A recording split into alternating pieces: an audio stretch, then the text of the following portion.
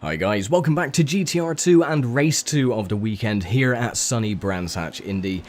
Now, after race number 1, a few cars did suffer from the heat, so we are going to have a few less cars on the grid, namely Harry Nuttall, Bob Berridge, James Kay and Ian Can all suffered problems after race number 1, so they will be absent from the starting lineup.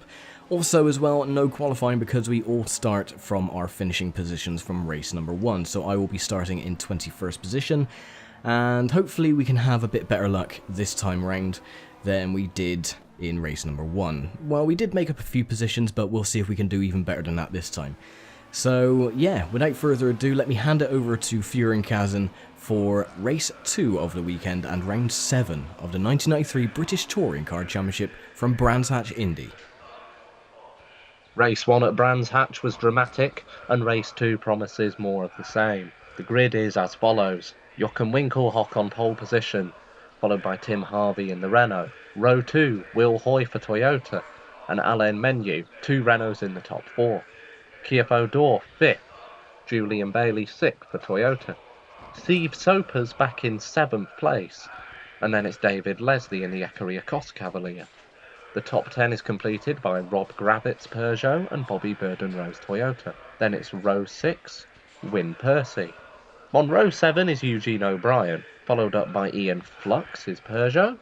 And then row 8, there's a space and then it's Patrick Watts. Row 9, Ian Ashley and another space, with row 10 being Tiffany Dow and Ray Belm. Row 11, Dan Bartlett and Alex Portman. Row 12, Ian Cantwell and Matthew Neal. Row 13, there's a space and David Pinkney. Row 14, after a disastrous first race for the Dave Cook Vauxhalls, it's Jeff Allen and John Cleland.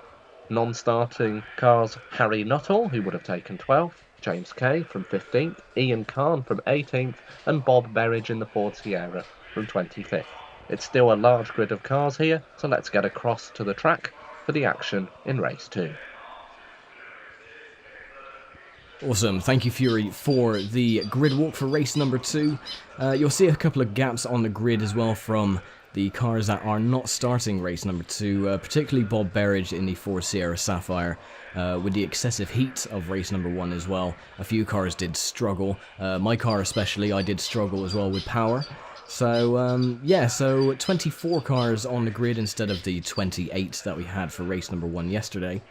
And technically I am still in 21st position, that is where I finished for race number 1, but yeah, I will actually be in 18th position with the cars that are failed to start. So as you can see, the couple of gaps on the grid, it's going to make things very interesting. It would be more spread out at the very start, I would think, so less chance of cars bashing into each other. Okay then, so lights come on, revs rise, and round 7 of the 93 British Touring Car Championship is underway.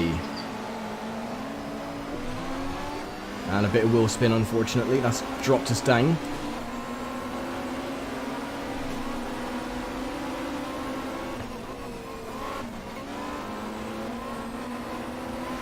Oh, and there's David Pinkney. I'm just going to dive up the inside. There goes Ian Ashley. Oh, slam on the brakes there so I didn't rear end him.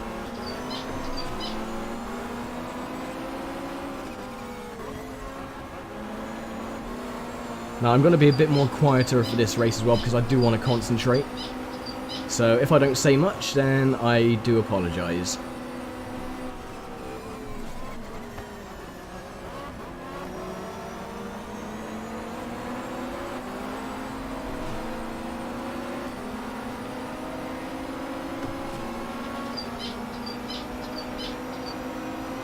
Three wide. I chickened out. I didn't want to cause any incidents there, so.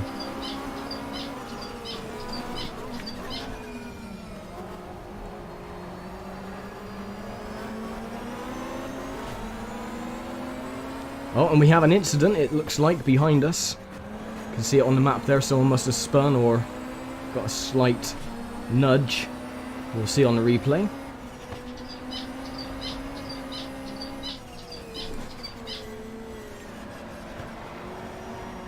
Patrick Watts unfortunately has retired, and so has Jeff Allen. So we are down to 22 cars after lap 2 of 30.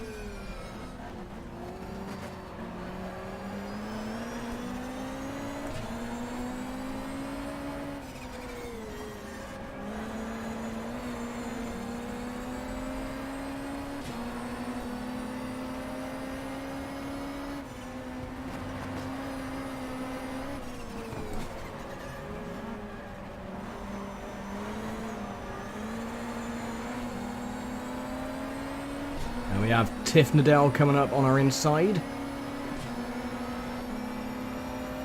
I'll try not to block him. I'll give him the racing room going into Paddock Hill. Oh, I didn't see the corner coming up because he was in the way. No problem.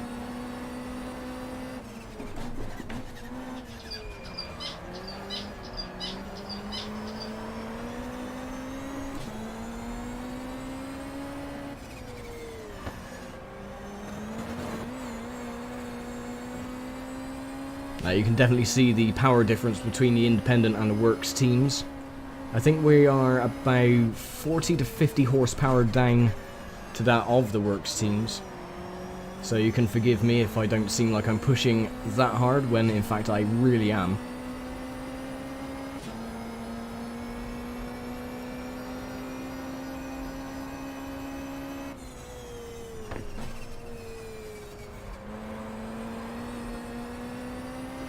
And Ian Ashley was in the pits, so that is good.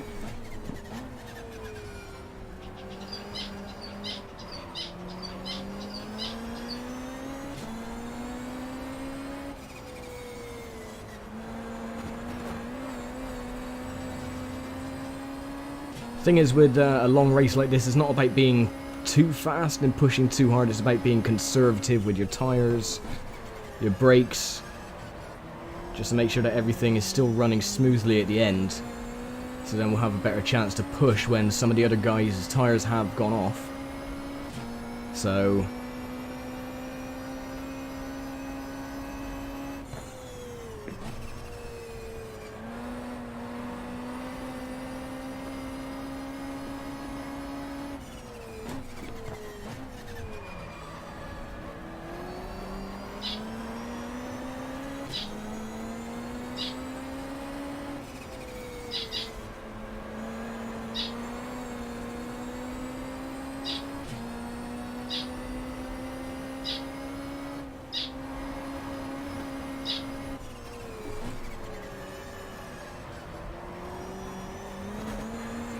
very cutting it deep in that one.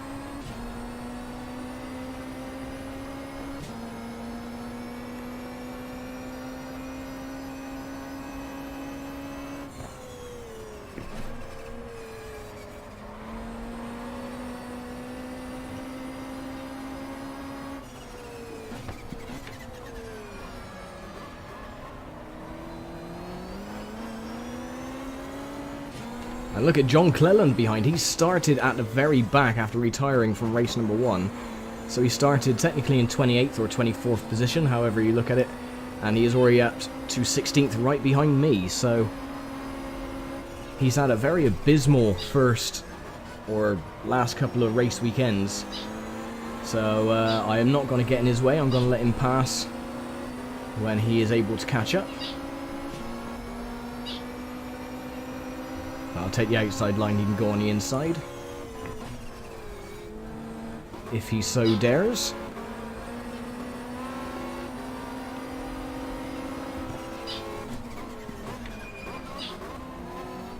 Come on, Cleland, where are you, man?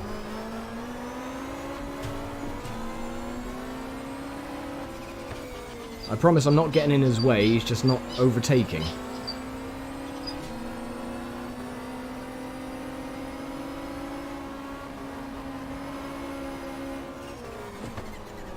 There you go, I'll give him some space here. Nope, maybe not, he's just going to follow my line because... Come on, Cleland, you're making me lose time with Tiff Nadell and the rest of the guys up ahead.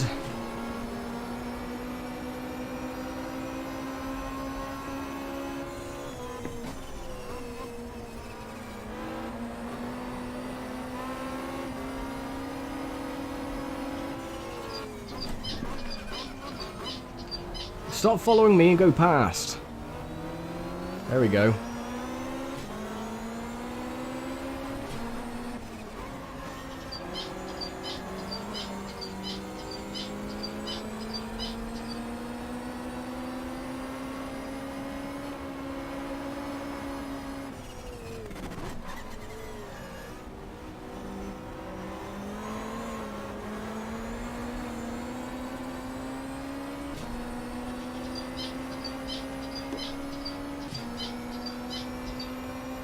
Unfortunately, that's lost us a bit of time with the pack that we were catching at the time, but not to worry, we'll still carry on.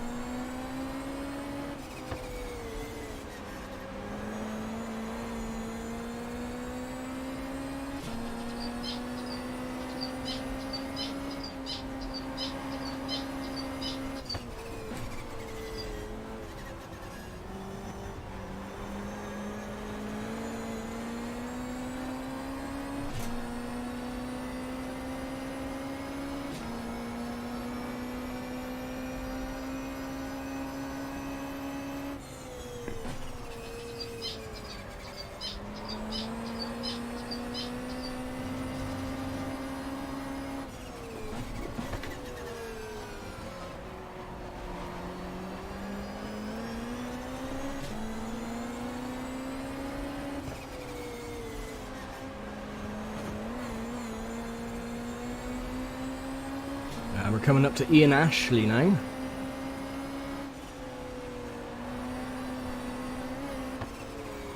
Who is my biggest rival for this season, and he is 2 laps down because of an excursion into the pits, and he's gone into the pits again, so it looks like he's having a few engine troubles as well.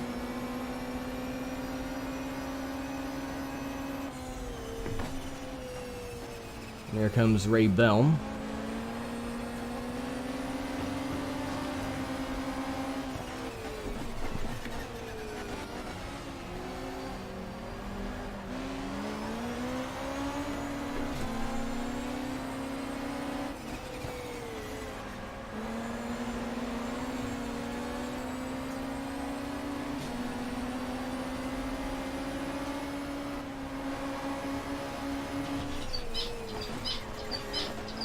I'll take the place back, thank you very much if I can.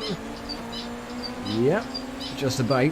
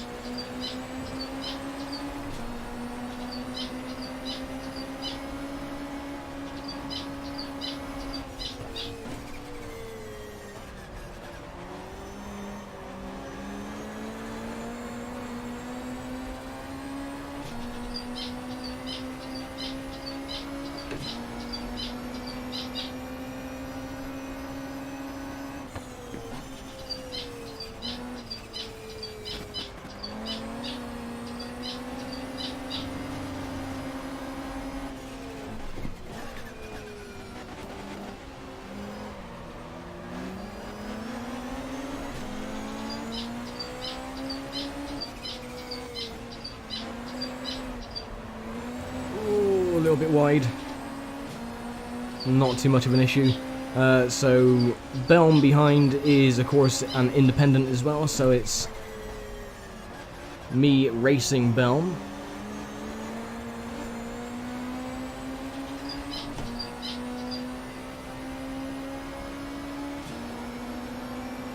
We're in 16th place currently. Not the best position that we could be in, but at the moment it is. And there's Ian Ashley again, I believe. It is. Hopefully he should get out the way because he is about to be lapped.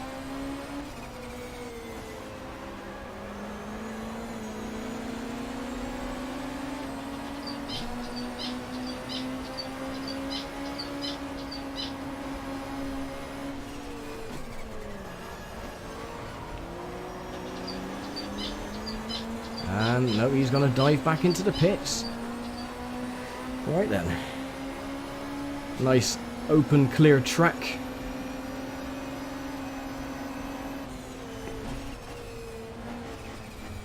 I'm trying to defend the inside line from Belm. I don't want him taking any advantage, especially up here in Druids.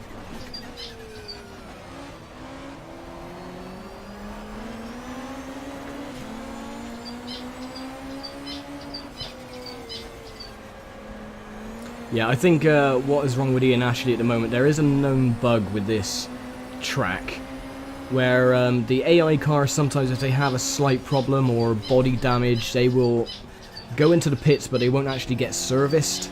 So they will just keep going into the pits every single lap. So yeah, that is a known bug. But oh well. Nothing is perfect, especially when it comes to technology.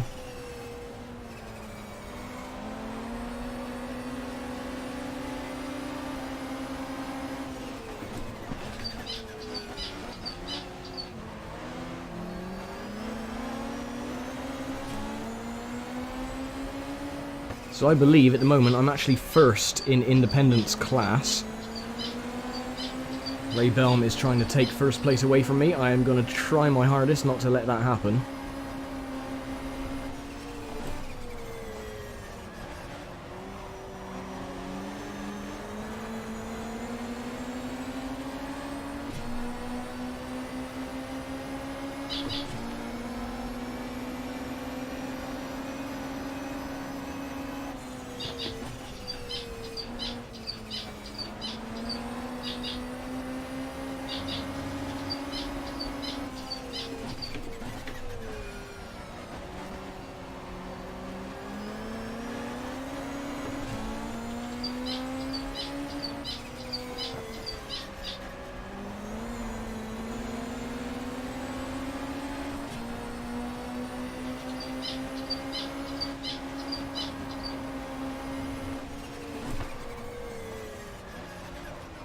Oh, a little bit wide.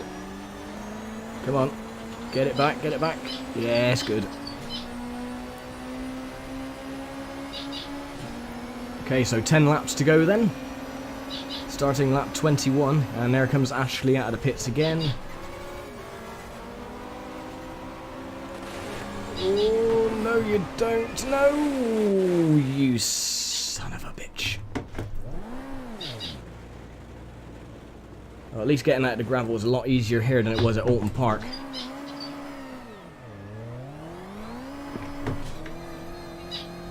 And it seems like we don't have anyone around us as well, so we haven't really lost many positions. I don't think that's done any damage to our car either. I think it was just like a slight little knock.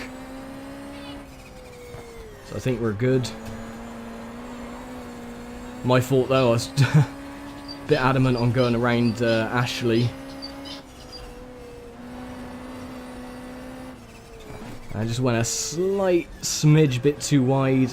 Got one wheel on the gravel, almost spun it. Luckily Ray Belm was there to spin us back the other way, and luckily it didn't cause too much damage.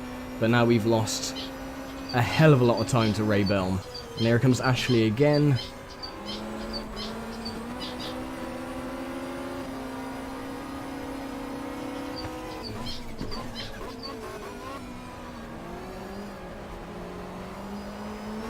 Oh, that little battle was going so well. I was enjoying that.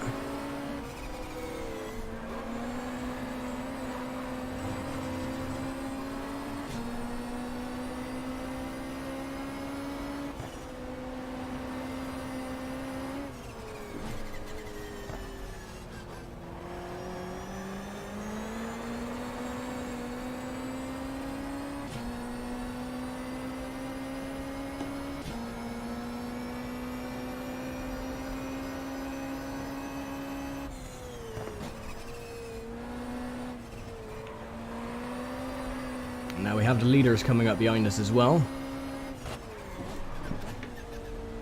So it looks like we're about to be lapped.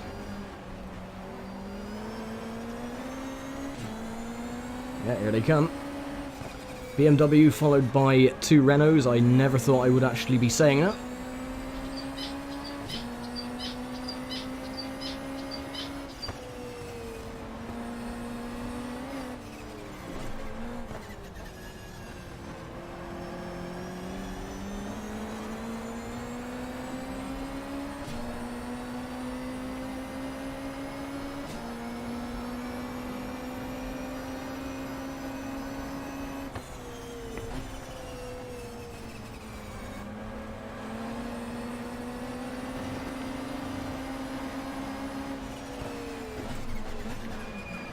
I'll just let him go around.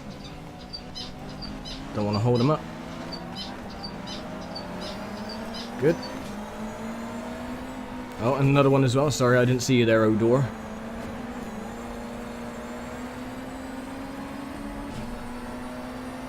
Now you'll be able to see on the straights just how much speed the works teams, even the Renaults, they have more speed than my little car, believe it or not.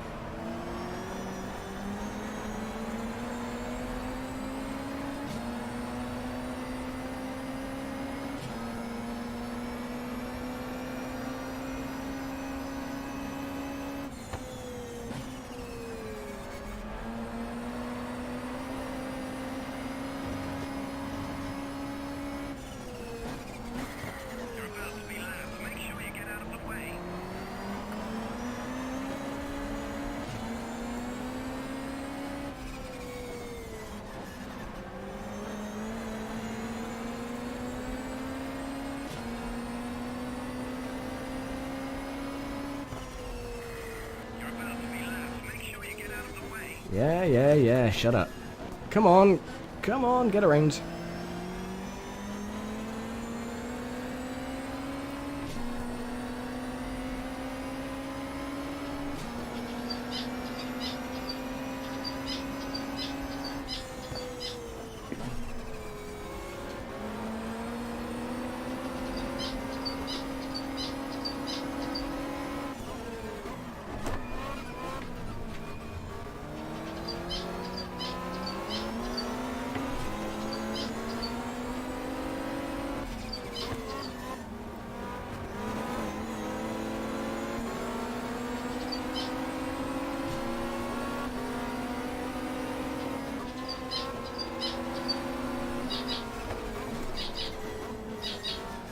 Oh, we have a bit of bodywork that's been thrown off there. Oh, and Ian Flux is going into the pits. That'll move us up 1 position.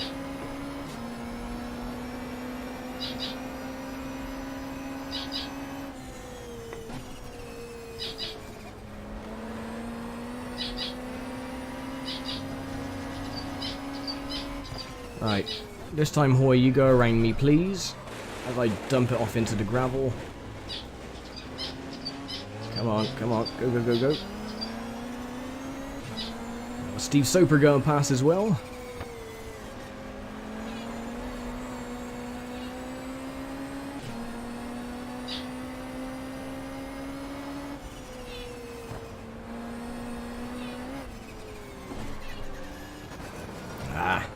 Rear tires are starting to go off a little bit.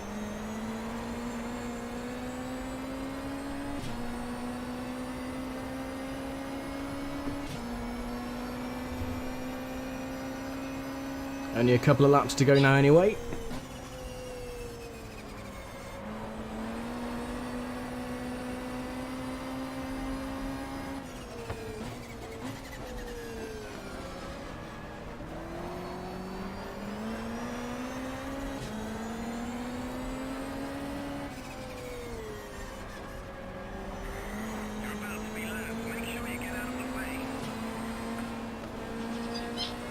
Yeah, come on, go round.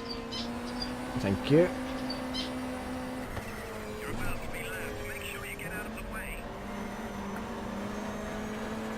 So I think now we're coming up to the final lap.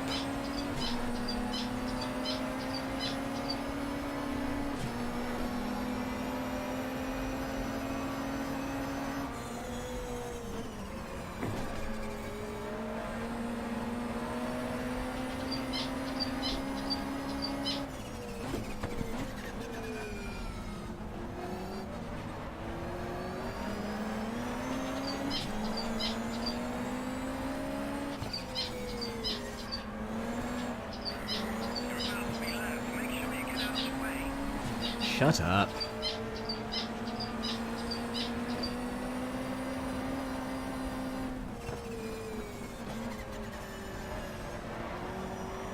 And there we go, checkered flag is out. Joachim Winkelhock gets another victory. And I end up in 15th place. So that's not too bad. Looks like Ray Belm is going to get the victory for Independence.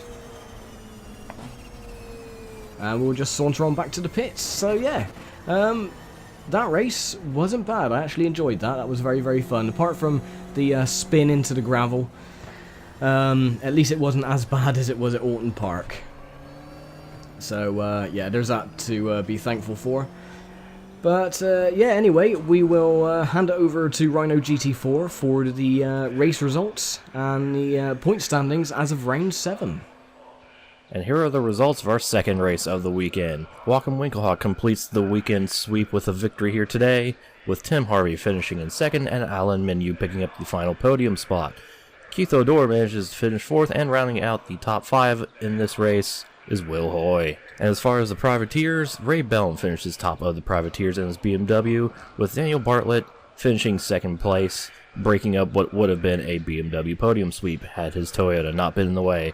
Alex Portman ends up finishing third, with David Pinckney fourth, and rounding out the top 5 of the privateers is Ian Cantwell. And with the double this weekend, Joachim Winkelhock extends his championship lead over teammate Steve Soper to 20 points, with Alan Menu third, an additional 9 points behind, and David Leslie and Tim Harvey in a joint 4th position at 35 points apiece. And in the privateers point standings, Dan Bartlett manages to take the lead back from Ian Ashley and increases it to 6 points, with Ray Bellm in 3rd place, not too far behind. Alex Portman and Ian Can are joint 4th position in the point standings at 47 apiece.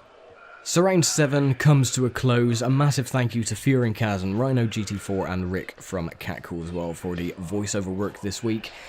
And yeah, we have to wait now for 3 weeks until the next round of the 1993 British Touring Car Championship, with round 8 coming from South Wales in Pembury on July the 8th. So I will leave it here for now. As always, thank you very, very much for watching. If you like this series, then by all means give us a thumbs up, it always helps, and subscribe to the channel as well. And yeah, I will see you for round 8 of the British Touring Car Championship, where the Ford Mondeos will finally be unleashed onto the track. Thank you very much for watching, and take care.